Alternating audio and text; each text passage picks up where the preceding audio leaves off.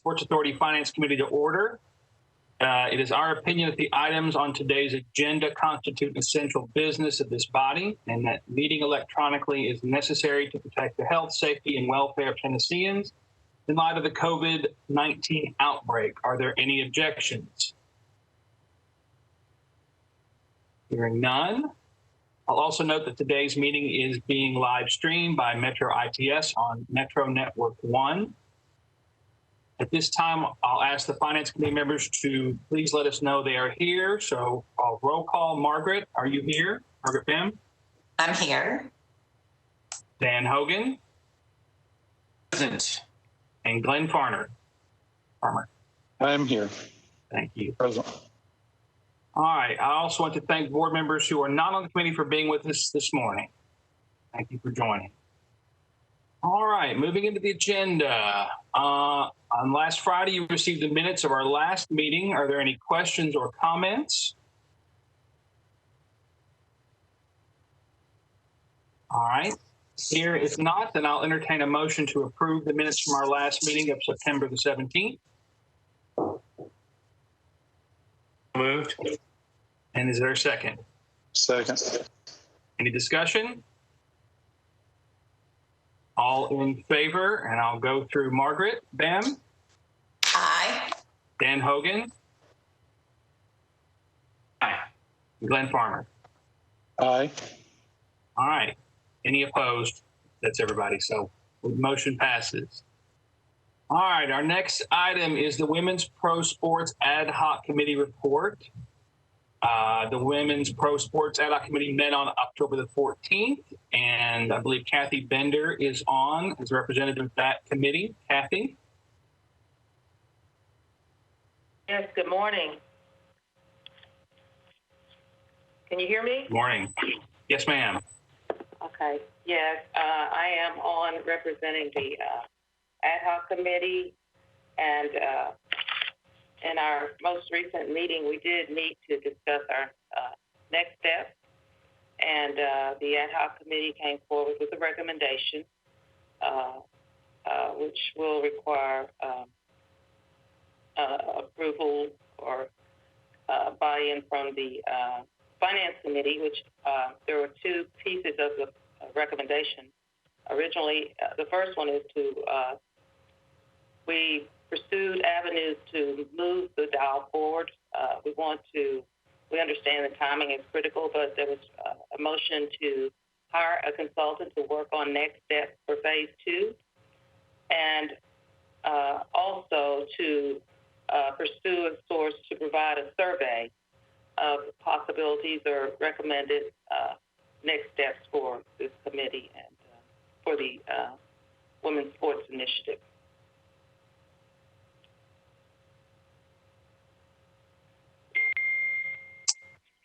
All right. Are there any questions for Kathy? So our motion is, what's in front of us is to award a contract for the professional consulting services for phase 2 of the Women's Professional Sports Initiative. Monica, anything else you'd like to add to this?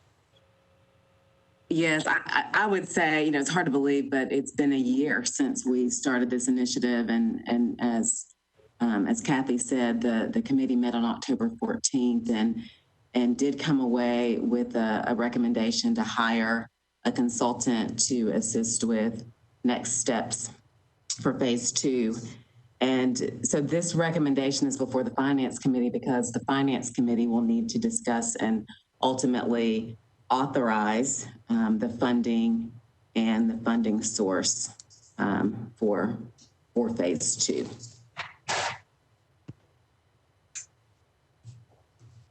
So what are you recommending, Monica, regarding that funding and funding source? Well, the funding, I think at this point, if we look at our potential funding sources, I think the source that we used for phase 1 was some allocations, Sports Authority allocations from the arena account that we were able to use because our timing of when we hired our finance manager. We had some money left over. And so, my recommendation would be that we continue to use that account for this purpose as well. So I attended this October 14th hearing, and Kathy, I'm glad you're here today. Thank you for your leadership on this committee. We had a discussion about, we don't know what the cost would be, obviously, until we see what the bids were. And we had a discussion about, we took the recommendation of our consultant, and we, some of those recommendations we thought were really helpful. Others of them, not so much, and in the sense that at the time, the consultant had given us certain priorities as to how to move forward, but as discussion in the committee was to change those priorities. And so if we go out to bid, it will not be a carbon copy of what the consultant said, is really what I'm trying to say. And with that being the case, I'm wondering, can our phase 2, can we go through the same process that we went through with phase 1 to see if the next steps that we could actually, if it was under $25,000, this phase 2, we could go forward without going through the procurement process. So I guess that's to Monica or to Margaret Darby, whoever wants to take that question. Are we able to do that? Or at least try to do that with phase 2 to see if any bids come under $25,000. This is Margaret Darby, and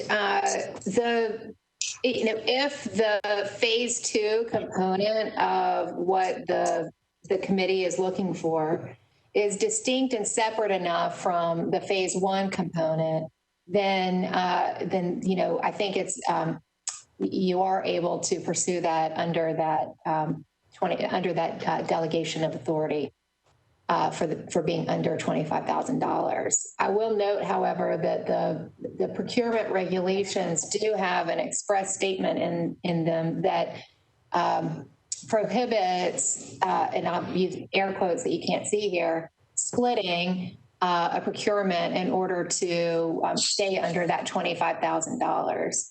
If you were to go this process and get down the road and determine that your scope of service, that all the bids that come in for the scope of services exceeds $25,000, you'll have to go through that procurement process anyway.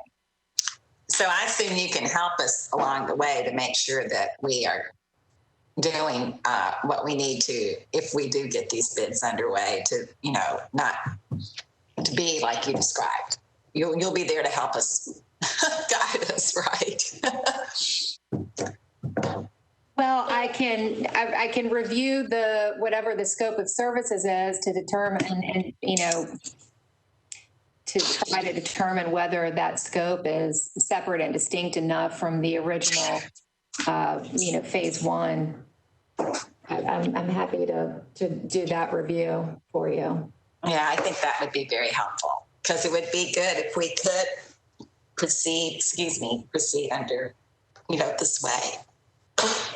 But we have to do it right. So.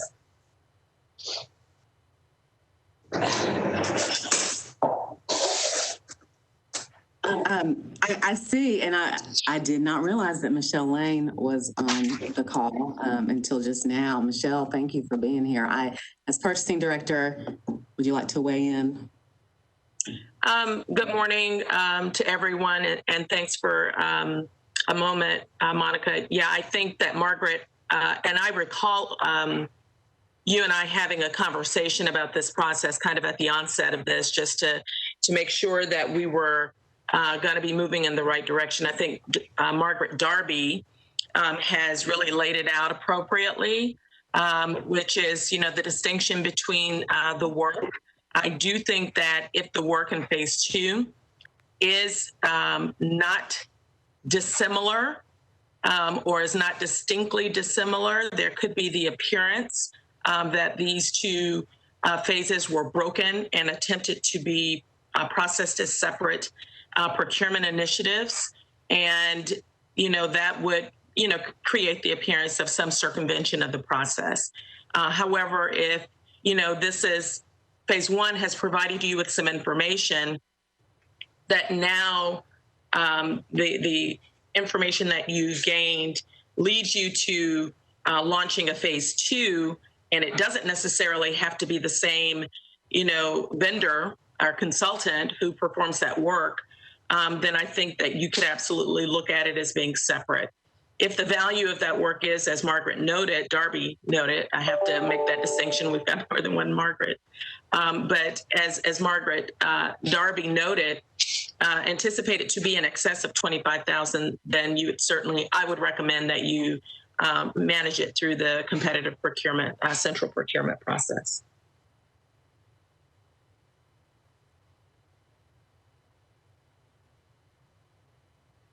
This is Dan Hogan. Certainly the survey aspect of this would clearly be distinct. And so I don't think, and I guess I'm asking, I don't think that would run afoul of any of the previous scope and potentially overlapping in any way, correct? Is that question for me, Mr. Hogan? I guess I'm just throwing it out there. Maybe okay. Whichever wants to feel that one. Yeah, just from my perspective, I've not seen any of the scopes, so I would certainly be hesitant in weighing in on, the verity of the information that you just provided. However, the general guidance that I provided a moment ago, I think would still play, be appropriate, and you all would kind of, with the help of Margaret Darby, is what I'm hearing, make some decisions about that, and I'm happy to weigh in on that as well. If someone wants to send me some scope information, so that I can make some informed, contributions to the conversation. This is Margaret Darby again, and on, first glance at the concept, I would think that the survey would be separate and distinct.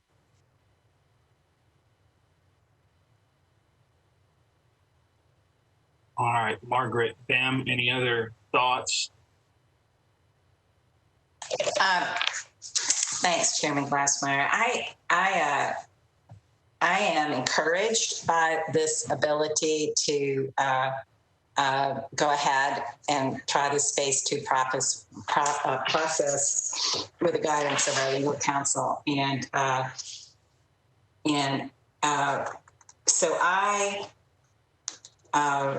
make a motion to recommend to the entire Sports Authority that we award a contract for professional consulting services for phase two of the Women's Professional Sports Initiative.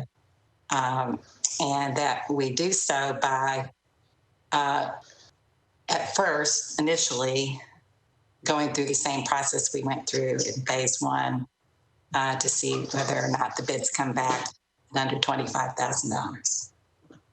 I'll second the motion. This is Glenn. Awesome. We have a motion and a second. Any other discussion? I do have just a question I want to clarify. Are we seeking to solicit bids for consulting services in regards to both next steps and a survey, or are these separate solicitations?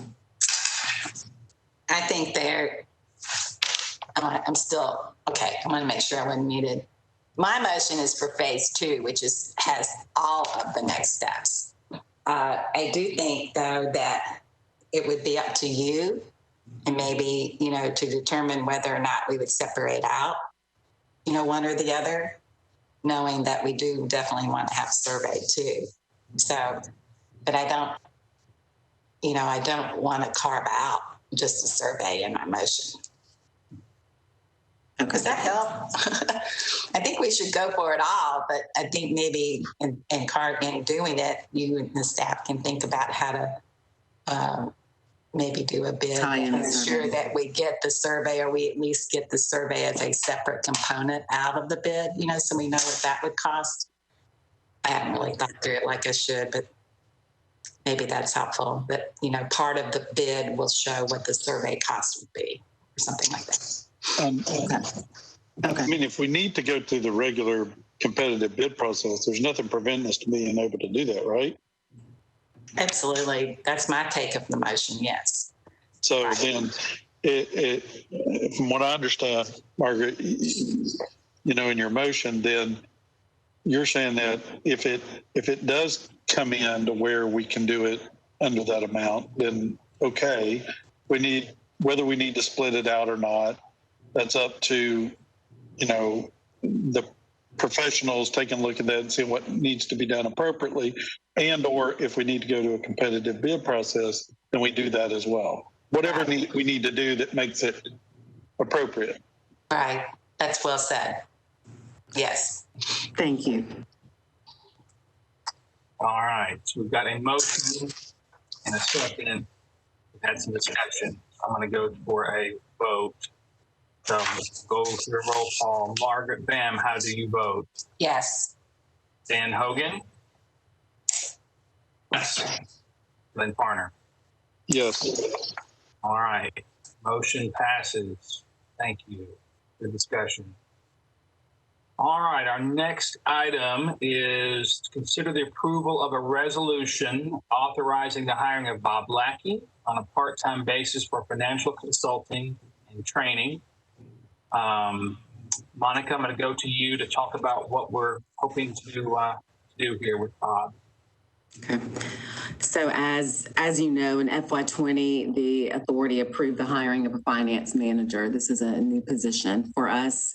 And Melissa Wells started in March of this year, just as COVID hit and the majority of Metro employees began working remotely.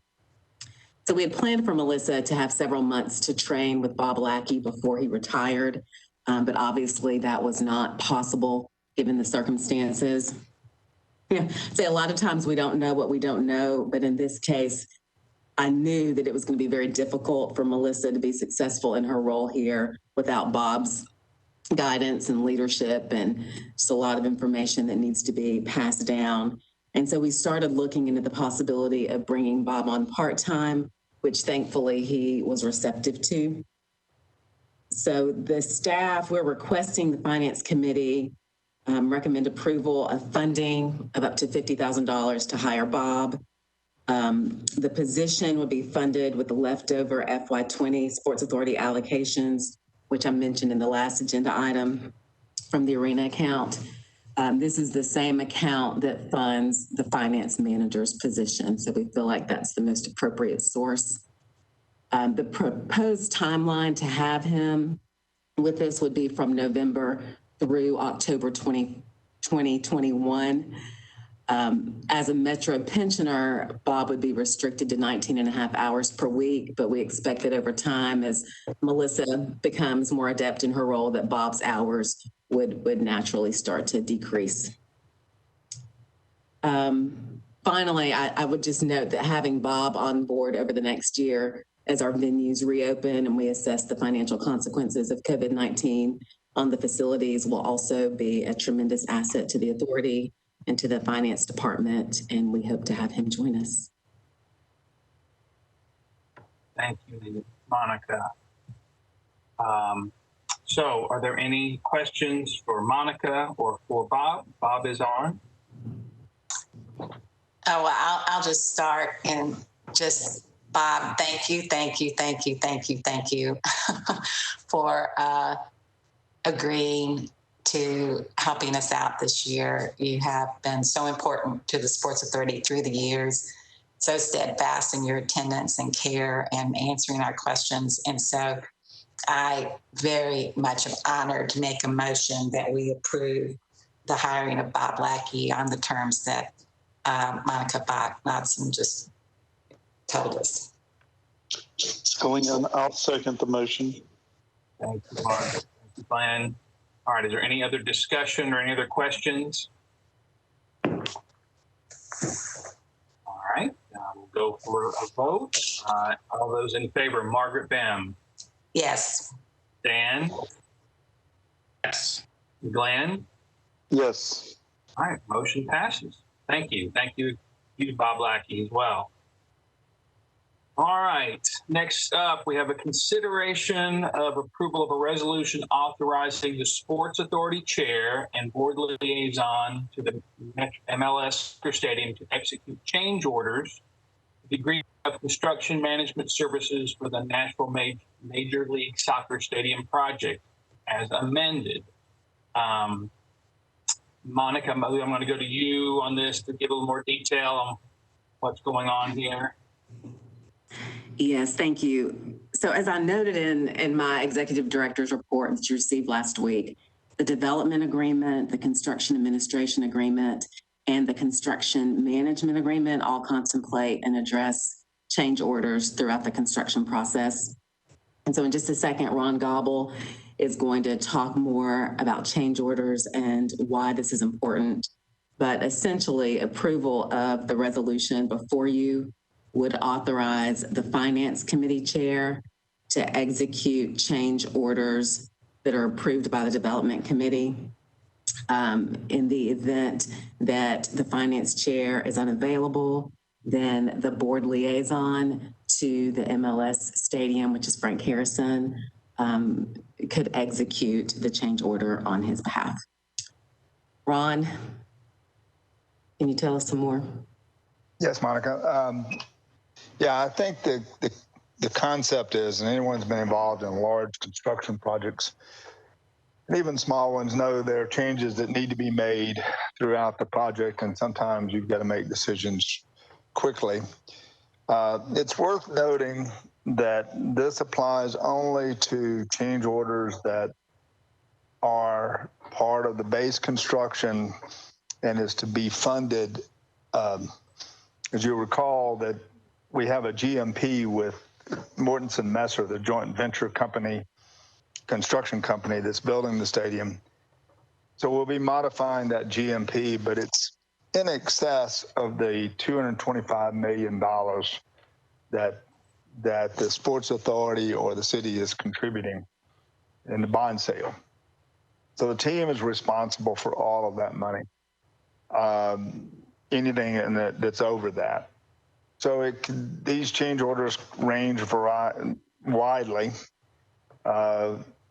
and as we get into it in the more detail, they may be things such as upgrades to finishes to some rooms or things like that.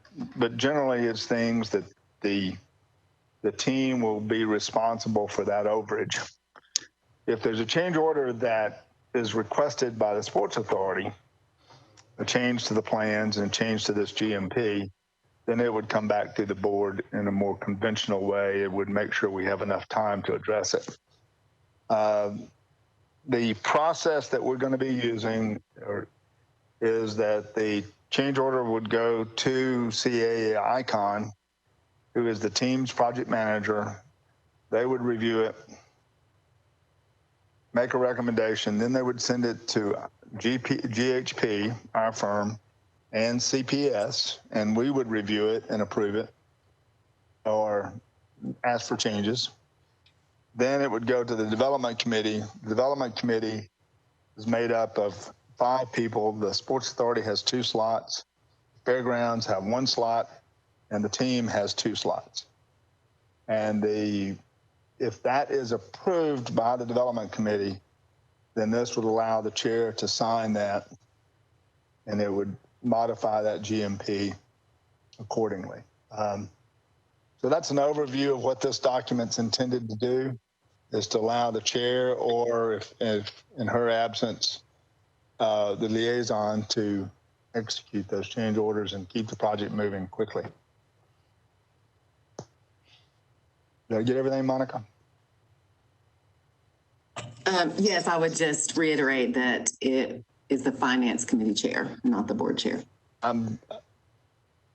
Okay. Okay. Everything else is great. Okay. Thank you, Ron. Sure. Thanks, Ron. All right, so I go to the committee because I imagine there are some questions. So Margaret Bam, any questions from you?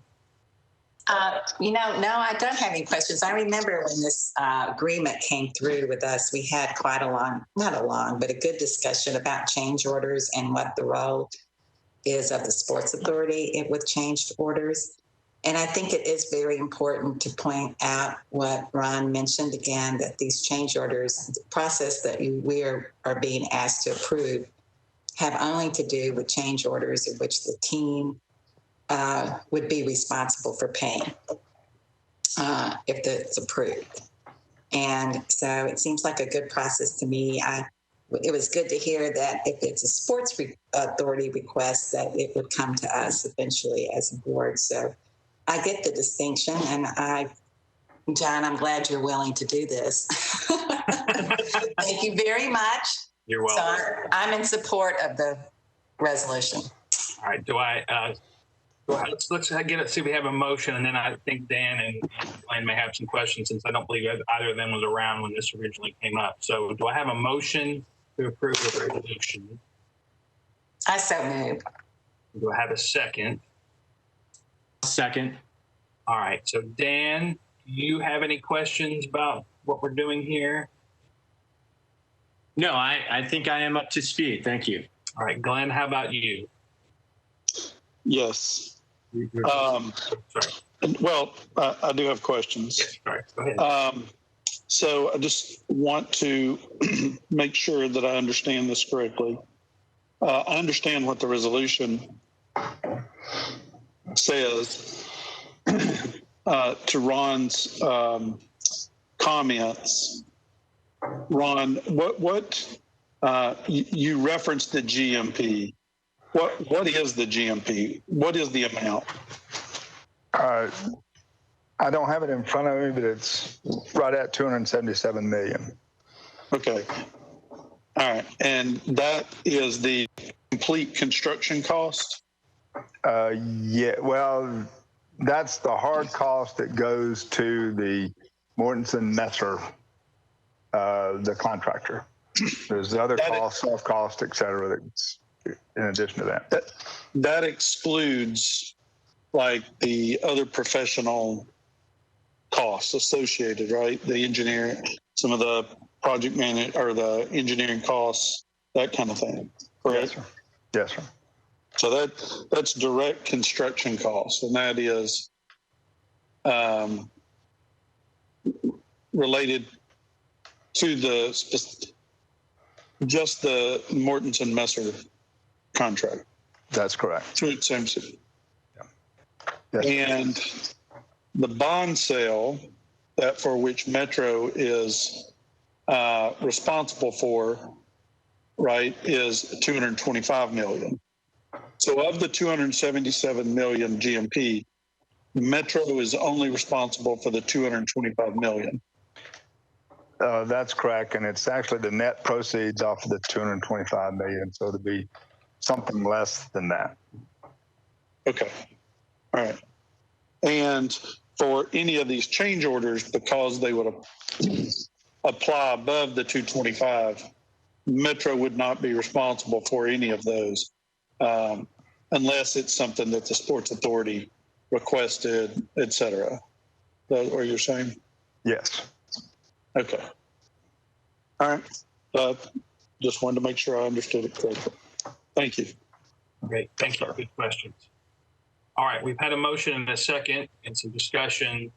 Anyone else have any questions? All right. All those in favor, Margaret Bim? Yes. Dan? Yes. And Glenn?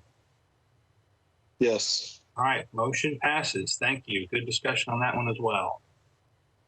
All right. Next up, consideration of approval of a resolution approving an amendment to the agreement with Kimmel Horn for the design services for infrastructure improvements related to the Nashville Major Sports League soccer stadium project for Nashville Fairgrounds. I'm going to go to Monica first to give us a little more detail on this. Thank you. In May of 2019, the authority entered into an agreement with Kimmel Horn to provide design services for the infrastructure improvements related to the MLS Stadium project. The current contract with Kimley Horn has a GMP, guaranteed maximum price, of $1.5 million. As Kimley Horn has continued its work and going through the process with various fairground stakeholders, they've determined that there's more work that's required. They're proposing additional services and a total contract amendment amount of just under $400,000. We went through this with Populous during the design of the stadium. And so I would remind the committee that the infrastructure project is being funded with $25 million of general obligation bonds. Ron is going to walk us through some of the work at this time. Thank you, Monica. Did everyone get in their packet the letter from Kimley Horn? Was that included, Monica, do you know?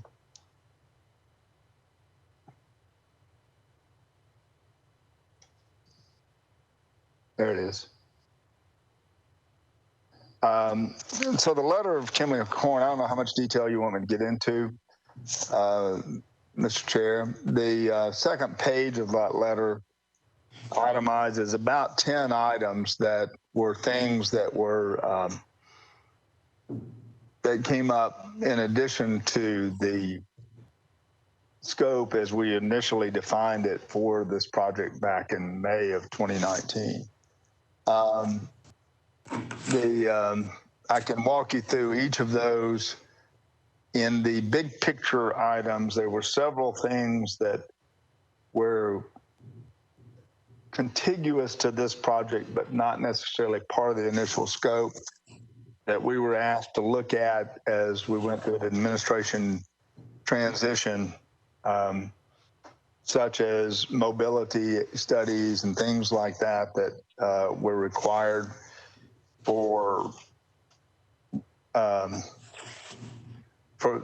requested by the planning department, public works, and others that relates to this project, but it was outside the scope as initially defined. We had to do some geotechnical testing and some environmental testing that came under this contract as well for the stadium. And we had to do a little bit of reworking of the design to allow for vehicular access to the north end of the speedway, for example, which feeds on to an extension of Benton Avenue. And then we had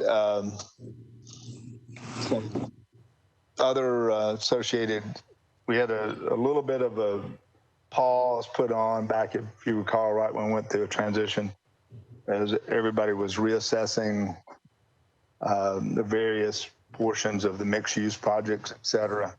And so we had to restart after that. So that's an overview of all of those details. I think the letter does a pretty good job of articulating them. I can take you through each one, or we can talk about questions. I think attached to that letter is a map. If we can scroll down a little bit, I'm not sure who's operating the computer. There you go, right there. So the yellow shows essentially the areas that was in the initial scope, and the blue shows areas where we've had to expand out and look at other areas to accommodate requests by other metro agencies. Again, public works and planning primarily, but trying to make sure that the mobility studies and mobility is being associated. There's a new WeGo stop going to be planned and things like that. So that's essentially what we're talking about. Would you like me to get into more detail on that, Mr. Chair? Rob, I don't have any questions, but I'm going to go to the committee. So Margaret, Pam, any questions from you?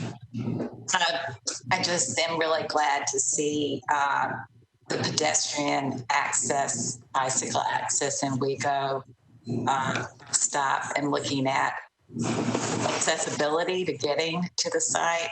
And so I am listening to the various metro agencies and seeing what they need to help with the site. So, and as I understand, Ron, this is all can be paid for out of the $25 million bond. Is that right?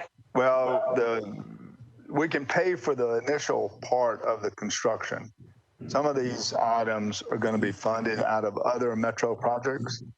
For example, the mobility study that connects to the WeGo site is part of phase 2 of Fair Park, which has been in the capital improvements budget by Metro. So the actual hard construction is still restricted to generally the areas in yellow that we've discussed, which is an improvement of Wedgwood, extending Wedgwood down, and a bridge over to Craighead.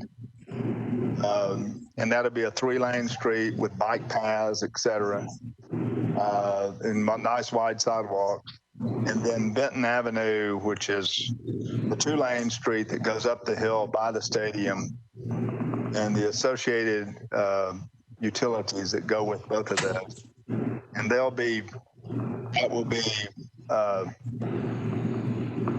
that is what the hard construction is going to do, including improving the areas of Craighead where that intersection hits.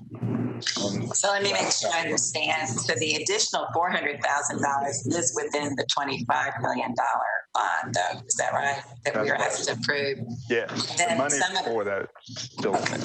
And then not all of these improvements that they are designing are funded right now, right? Well, and they didn't necessarily design all of the details that go with some of these improvements, but they did figure out how to answer the question so that what we're putting in will work when they finish, like I said, phase 2 of Fair Park. Right. Okay, good. Thank you. Thank you, Margaret. Dan Hogan, anything from you, sir?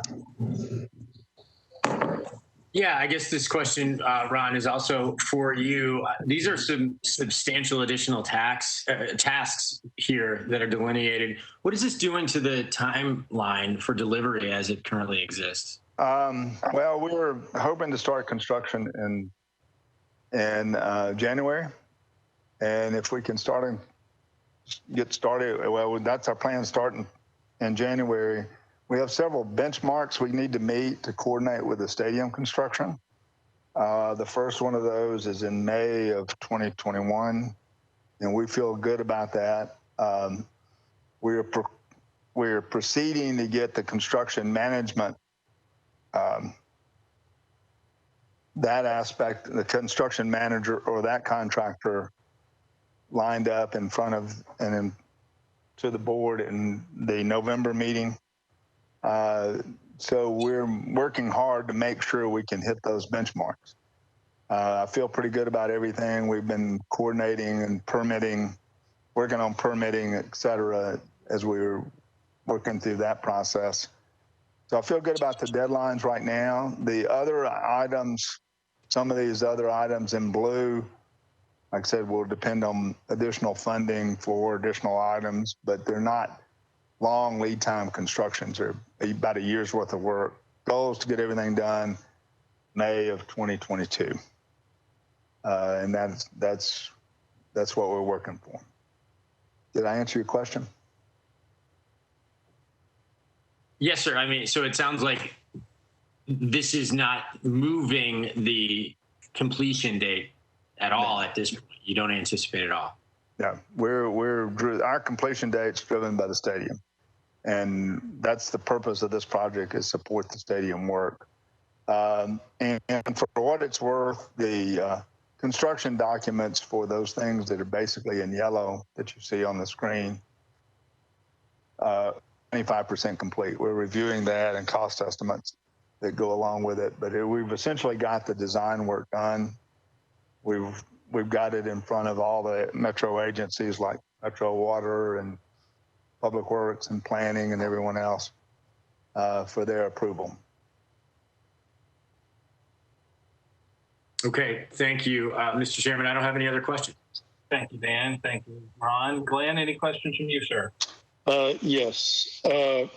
Ron, this is a separate project than the stadium. That's correct, right? I mean, this is a more of a site-wide fairground site-wide project, infrastructure project. Yes, sir.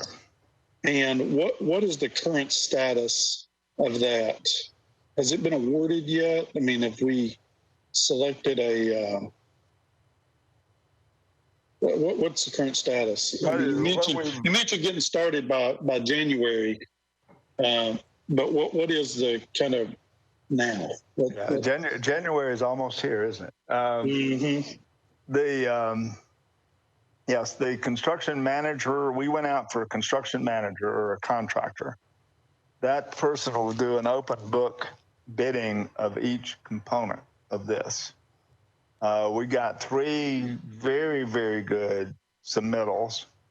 We've gone through the procurement process, and as of today, and if Michelle Lane's still on the phone, she can confirm this, but I think it went out today with an intent to award.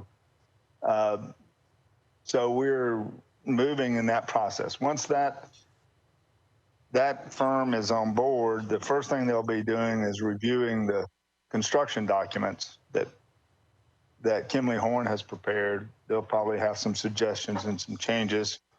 They'll be confirming the cost estimate that Kimley Horn has. And then they will start bidding components of it. For example, the site utilities, the pavement, the landscaping, et cetera, and those will be broken out and be bid separately. So that's the overall process. That's an open book process. In this case, their work is being reviewed by our firm and CPS. And again, mainly the things that are highlighted in yellow on the screen, that construction will start and have to be coordinated with stadium construction, and the fact that the fairgrounds is still a functioning site, and there'll still be races, and there'll still be other functions going on in the expo center as we're trying to get all this work done. So we don't know who the construction manager is at this point, right? Well, is Michelle on the phone? Michelle Lane? I'm here. Can you release that, or can I release it?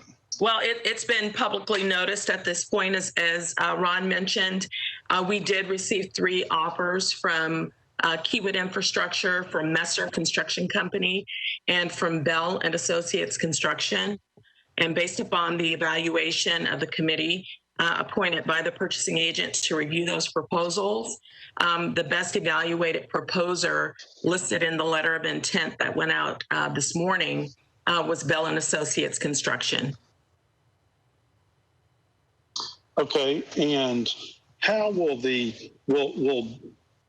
construction manager then do the procurement and the selection of the subcontractors to that, or?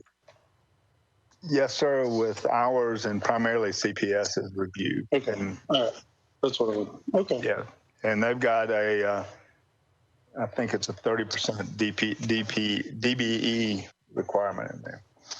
Okay, all right, that's all I have. Great, good questions, good discussion. All right, anything else? Did any of those questions prompt anything else, Margaret or Dan? No. All right. Do I have a motion to approve this resolution? Moved. And second? Second. Any other discussion? All right, I'll go to for a vote. Margaret Bam? Yes. Dan Hogan? Yes. And Glenn Farner? Yes. All right, thank you. Motion passes. All right, next up, we have the biggie, I guess. Consideration of a resolution authorizing the issuance and sale of federally taxable public improvement revenue bonds for the MLS project, Series 2020 of the Sports Authority of the Metropolitan Government of Nashville and Davidson County in an aggregate principal amount not to exceed $225 million, approving the execution and delivery of a trust indenture and bond purchase agreement relating to said bonds, pledging certain revenues of the authority to the payment of the bonds, authorizing the execution and delivery of an intergovernmental agreement with the metropolitan government relating to said bonds, and authorizing the preparation and distribution of a preliminary official statement and official statement in connection with the sale of bonds. So that was a mouthful. At this time, we've got the Deputy Finance Director, Tom Edelman, got Margaret Darby, and I believe we've also got Tom Cross, the Deputy Law Director. Let's see, also we've got Metro's Bond Counselor, Jeff Oldman. And also we have the new Treasurer, Michelle. Looking through the list.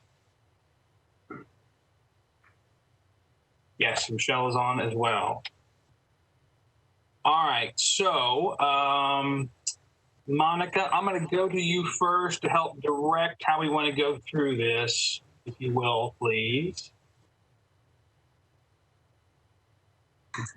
Well, I think we can just get started. I don't know if Tom Cross wants to start this. Is that appropriate, Tom? I'm happy to start it. Good morning. This is Tom Cross from Metro Legal.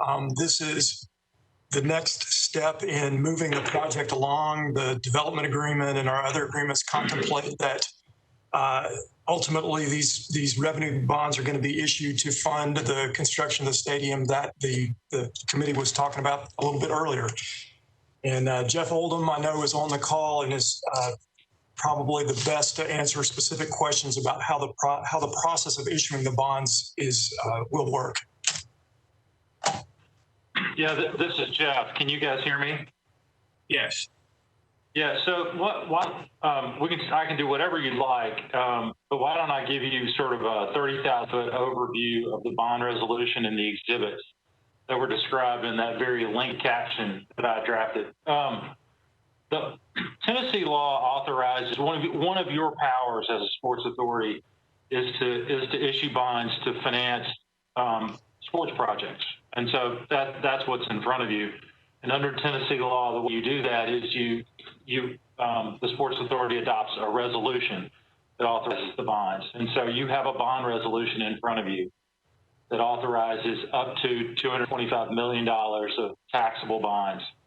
The proceeds of those bonds would be allocated to stadium construction, to capitalized interest through the construction period. The theory there being that we're going to get to this in a minute. The project will generate revenue streams from ticket taxes and sales taxes that will help pay debt service on these bonds. But until it's constructed, those revenue streams aren't available. And so the bond proceeds themselves will be used to pay interest. And then finally, bond issuance costs. The basic terms of the bond issue, this is a 30-year term commencing from the stadium opening. And that term matches the state's redirection of incremental sales taxes to this project. We'll talk more about that in a minute, but 30 years from stadium opening, level debt service starting in year 4. And these would be taxable bonds because federal tax law, when you have a non-governmental entity like the team, both using and providing for substantial payment of debt service, you can't use tax-exempt bonds for that kind of project. So these are taxable bonds.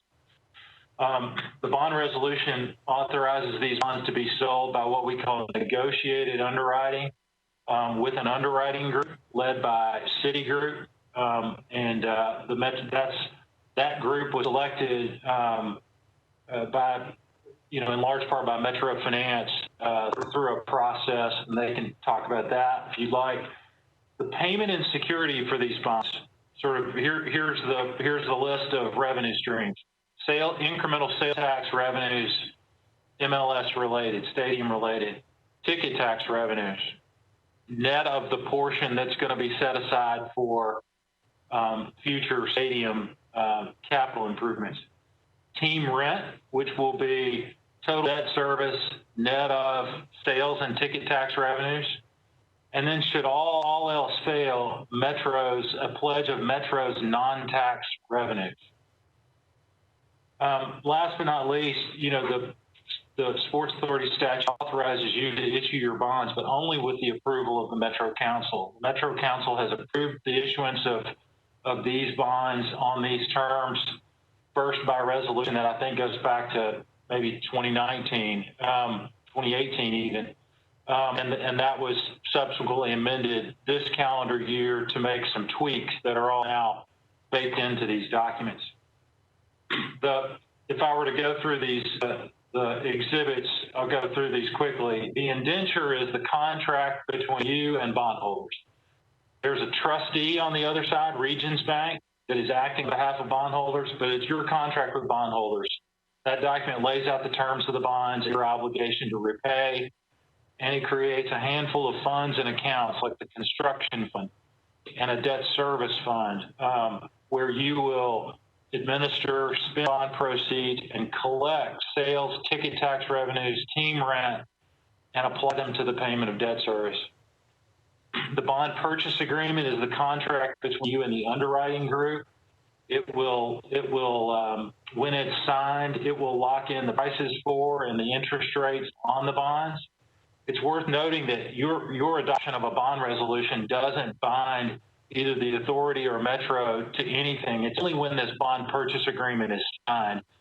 And at that point, both you and Metro will have in front of you the actual interest rates and the actual price for the bonds. It's only when you see all that, approve all that, sign that bond purchase agreement that you have a binding sort of contract to issue these bonds. The intergovernmental agreement is essentially Metro saying, hey, we'll provide you sales ticket tax revenues and our non-tax revenues as a backstop. You authority will issue bonds and sort of administer this project, not only in accordance with bond documents, but in accordance with documents that you've already approved, like the team lease and the development agreement. Last but not least is the preliminary official statement. The underwriter will take this document and market the bonds to potential investors. It's lengthy. You can look at it, skim through it. It describes the authority, it describes Metro, it describes the bonds, it describes the project, and it tells investors all that they would want to know as they consider whether to invest in these bonds or not. So that's an overview of what's in front of you. I don't know where you want to go from here. One potential next step is for Wayne Placide, who I think is on and who is your and Metro's financial advisor, to sort of walk you through just a very brief number on that would show you, as of today's date, what does this deal look like numerically on paper? Is that a good next step, Monica? That sounds good to me. I'll defer to the chair. Yeah, let's do that. And then I want to go into the committee members because I'm sure they're going to have some specific questions. So, we'll do that first, and then I'm going to go to the committee. Mr. Chair, my name is Wayne Placide. Mr. Chair, members of the committee, Wayne Placide. Who is going to present that? Yeah, Mr. Chair, my name is Wayne Placide. I'm with Hilltop Securities. We can barely hear you.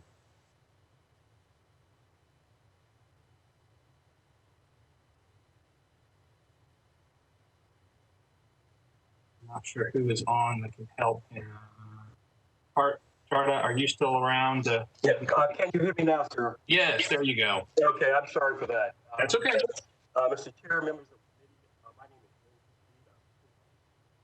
Placide. You went away again. Yes, sir. It's hard for you to hear. If you could use the call-in option instead of using your computer for audio.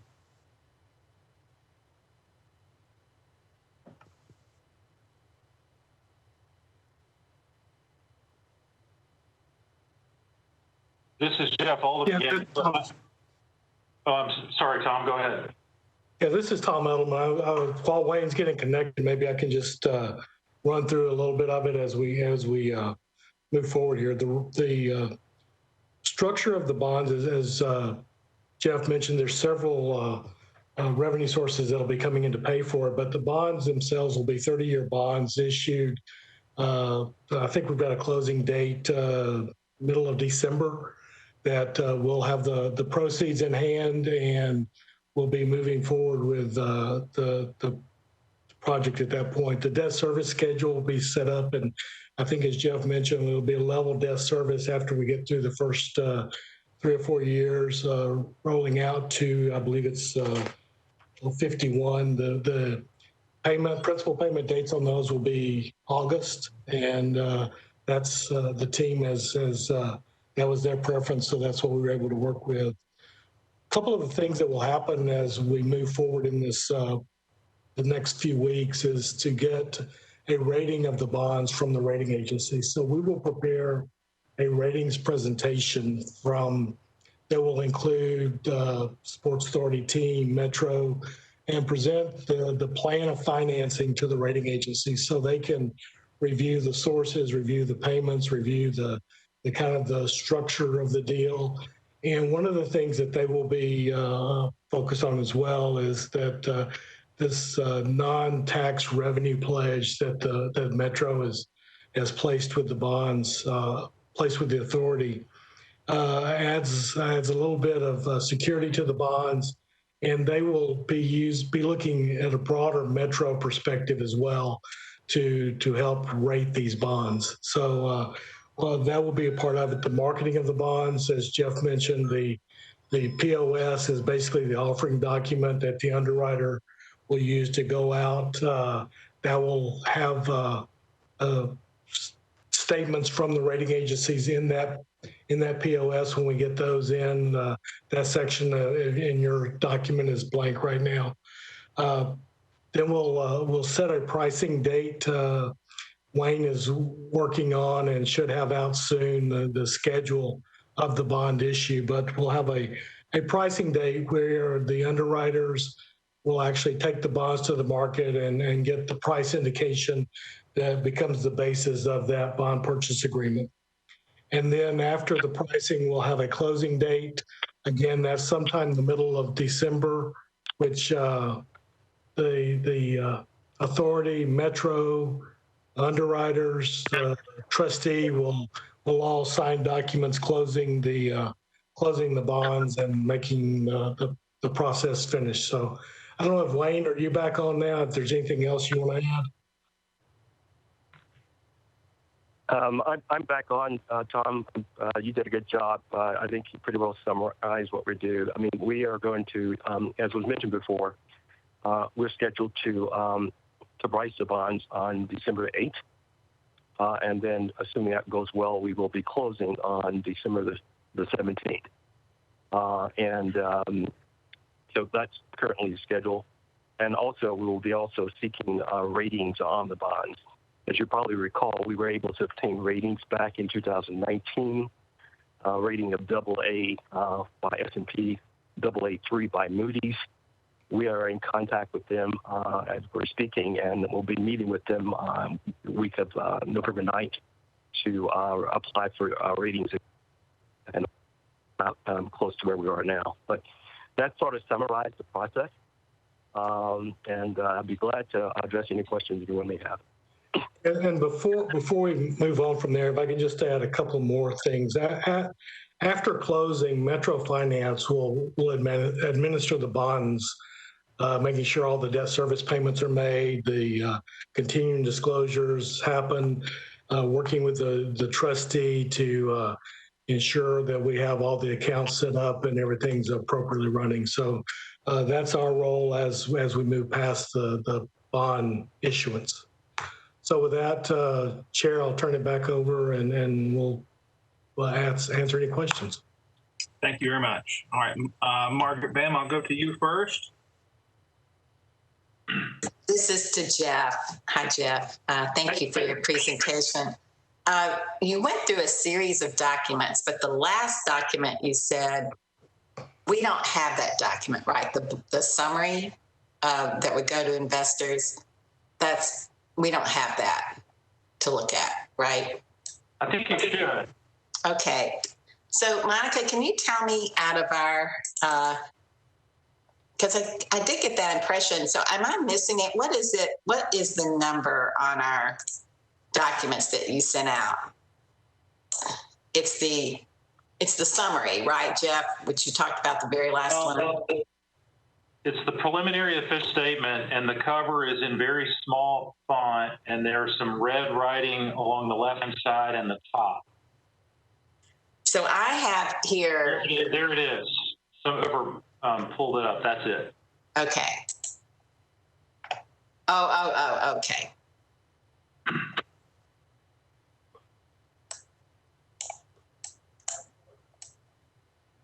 Okay. So while everybody else is talking, I'll just look at this. I just wanted to see. All right. I've looked at the others, but somehow I didn't get to see that. Thanks. Okay.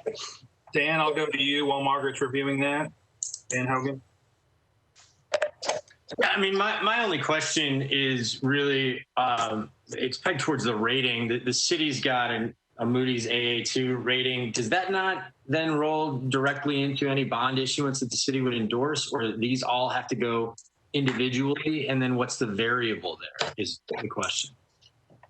Yes, this is Wayne Plessy again. Because the bonds, as was mentioned by Jeff Odom and by Tom Adams, are backstopped by the non-tax revenue of Metro, that has a big bearing on the rating. And the currently the city's ratings are AA2 or AA. And the rating that rating impacted the rating.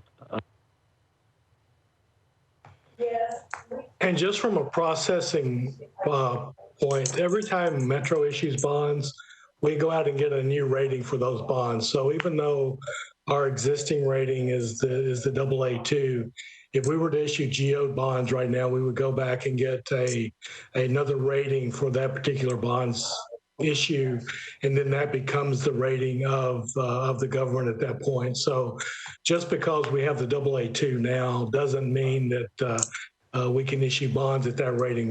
We'll go back to the agencies every time we issue bonds. And this bond is actually a revenue bond, so it will be a little bit different than the GO bond, even though it's got our non-tax pledge backing. So this is not unusual to have to go back and get another rating. So that's really helpful. I guess, and this might be more of a macro question, then what influence the rating that the city currently holds does have is minimal when it's non-tax bonds that are being issued, is what I'm hearing you say. And then I guess the next question is, does the cumulative amount of debt, of which we're now bonding another $225 million, is that a factor in the rating of an issuance of a bond like this as compared to the overall debt load? I'll take the first shot, and then I can go to Wayne or Jeff. These are not general obligation bonds of the government. They're revenue bonds pledged primarily from the stream of revenues that have been pledged to these bonds. So they will not get a GO bond rating and will not be on par or connected to our general obligation bonds, which have the authority to the ad valorem taxing ability of the city. These bonds are not pledged against that tax stream. So that makes them different than the GO bond. The impact is that the non-tax revenue pledge, those revenue sources of the government that are not property tax based and can be used to cover those things that are those situations that are contemplated in the bonds. Again, they're non-tax revenue. They're not the general obligation of the government. So it is a separate issue. Jeff and Wayne, I don't know if that covered it well enough. That helps. I'm thank you for that. Yeah. Mr. Chair, I don't think I have any other questions. Great. Thanks, Dan. Glenn, I'll move on to you. That was an excellent explanation of those documents. A large amount of information in a short explanation. So thank you for that. My only question how I think you clarified it. My question was more comprehensive about how it is affected by the taxable, the tax revenue bonds versus the other two pledged types. But does that? Let me ask. Generally, how is the ratings or affected by the different types of pledges that there are? So if it's I guess if it's being a non-tax revenue bond pledge, does that help or hurt, or how does that affect the rating, or will it? If you noticed, last year we actually had the ratings for the bonds, and they were one notch low. These revenue bonds were one notch lower than the general obligation bonds of the government. So from a general obligation perspective, the rating agencies look at that as a unlimited taxing authority of the government.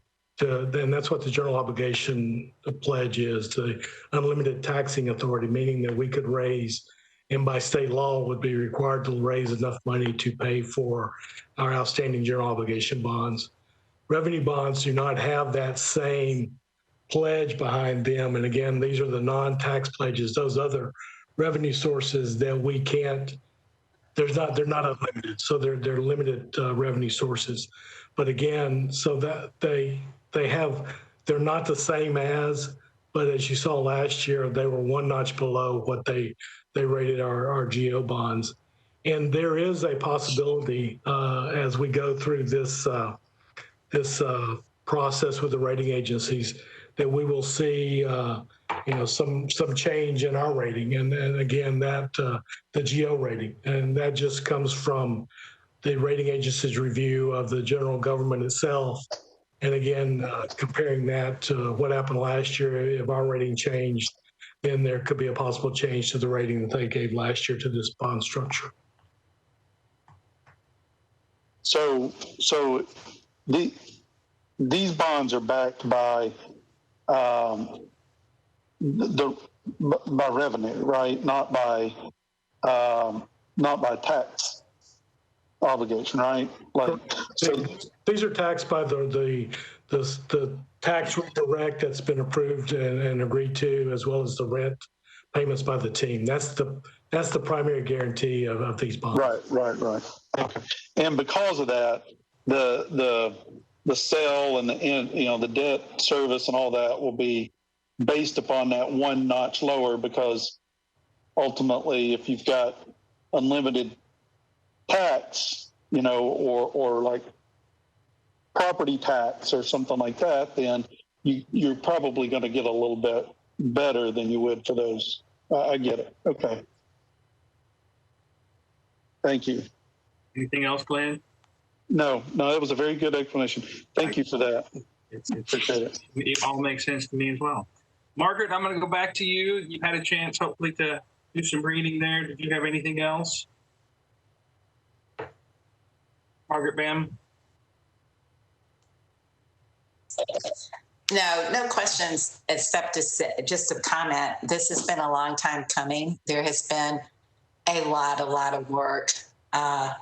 And I am really glad to see us at this point where we are at the point where we can issue the bonds for the stadium. So I'd like to make a motion that we authorize the issuance and sale of the federal taxable public improvement revenue bonds, MLS Project Series 2020 of the Sports Authority, in the amount not to exceed $220 million. $225 million.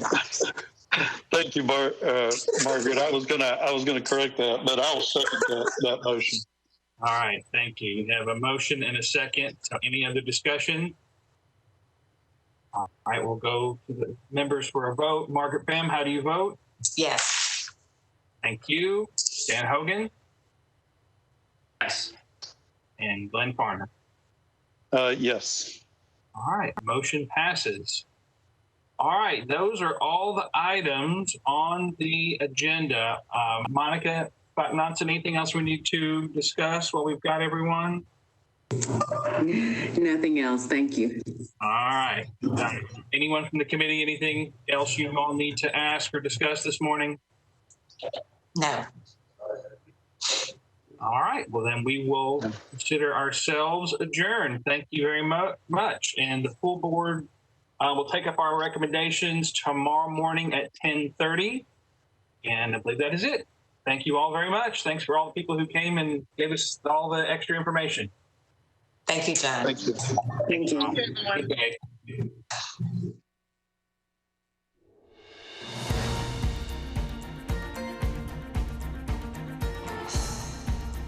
This has been a service of the Metro Nashville Network. If you would like to see this presentation again, or for more information about this and other programs, visit nashville.gov.